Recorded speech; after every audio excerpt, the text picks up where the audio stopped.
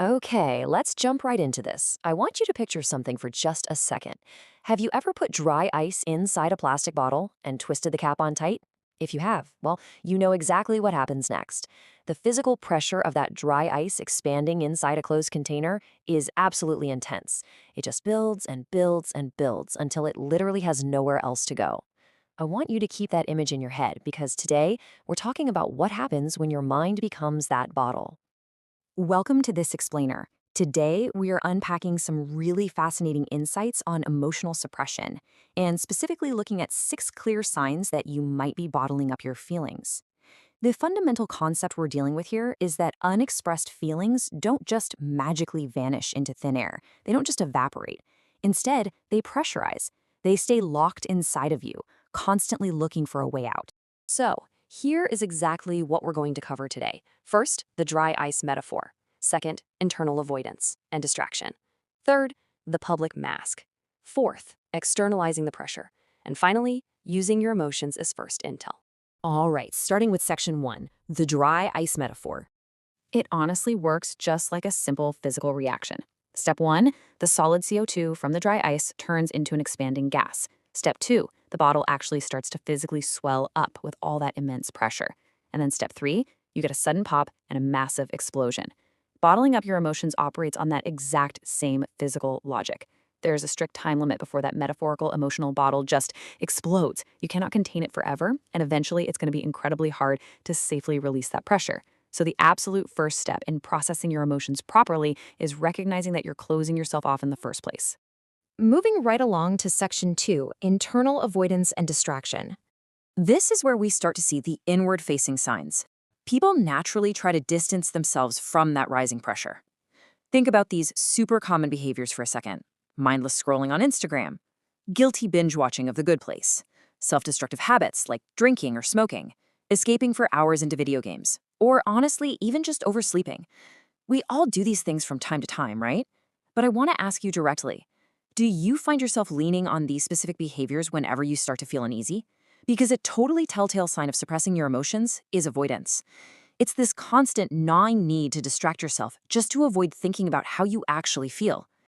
And the crazy thing is, this constant need for distraction leads to a really profound sense of distance. You basically end up living your life from a third-person perspective. Imagine you're at the mall with your friends. Everyone is laughing, they're joking around, having a great time, but you feel like you're just observing the fun rather than actually being a part of it. You're disconnected. You feel completely distant from the people around you. And because you're disconnected from your own feelings, finding true intimacy becomes really, really difficult. Now, here is a reality that is so often overlooked. When you distance yourself from how you feel, you aren't just selectively blocking out the bad stuff. It doesn't work that way. Numbing yourself definitely makes it harder to feel anger and sadness, for sure. But it also completely suppresses your ability to feel happiness and joy. You end up flatlining your entire emotional spectrum. You simply can't pick and choose what you bottle up. It's the whole shebang or nothing. Which brings us to section 3, the public mask.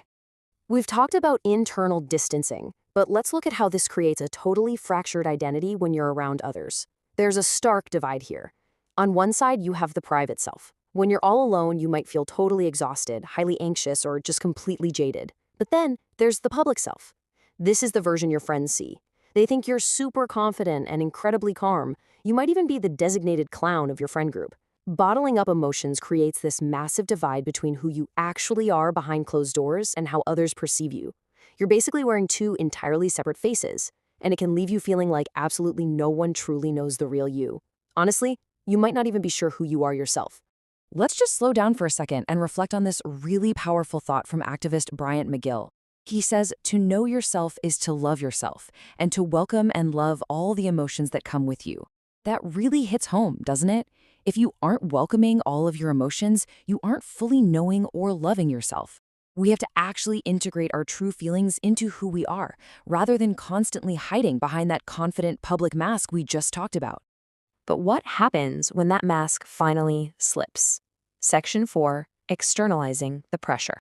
This is the phase where the internal pressure becomes just way too much to contain and outward cracks start showing up in your daily life. A perfect example of this is what we can call the broken cup trigger.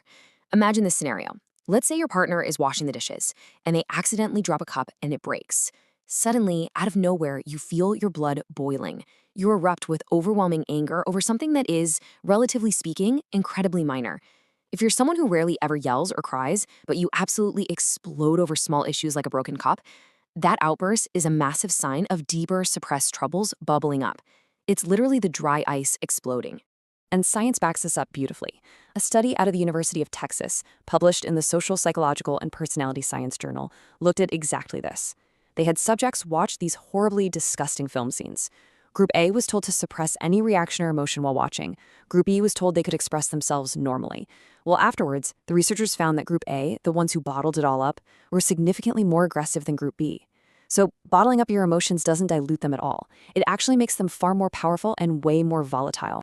This externalized pressure also fundamentally changes how we treat other people. When you suppress your own feelings, you start to view things like crying or screaming as embarrassing or just plain bad. Because of that, you get really uncomfortable around highly emotional people who actually show their feelings.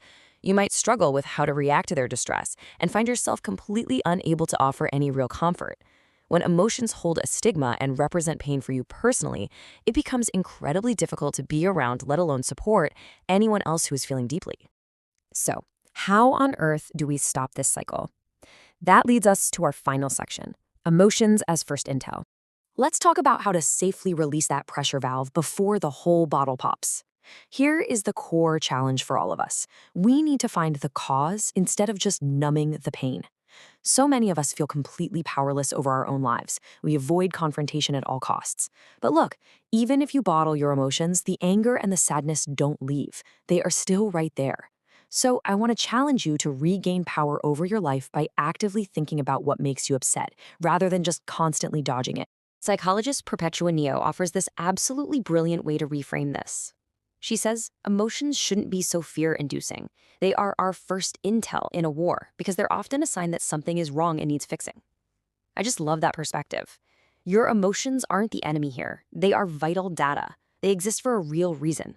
By letting your emotions in, you can actually use that intel to figure out exactly what changes need to be made in your life to finally bring you some peace. So, to wrap up this explainer, I want to leave you with a final thought. Did you recognize any of these signs in yourself today? How about in how you connect with others? Are you currently wearing a public mask? Do you find yourself erupting over broken cups?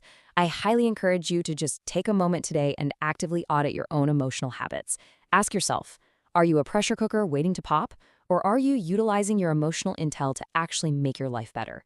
Thank you so much for joining me for this explainer. I really hope it gave you some tools to safely open that bottle. Keep learning, and I'll catch you next time.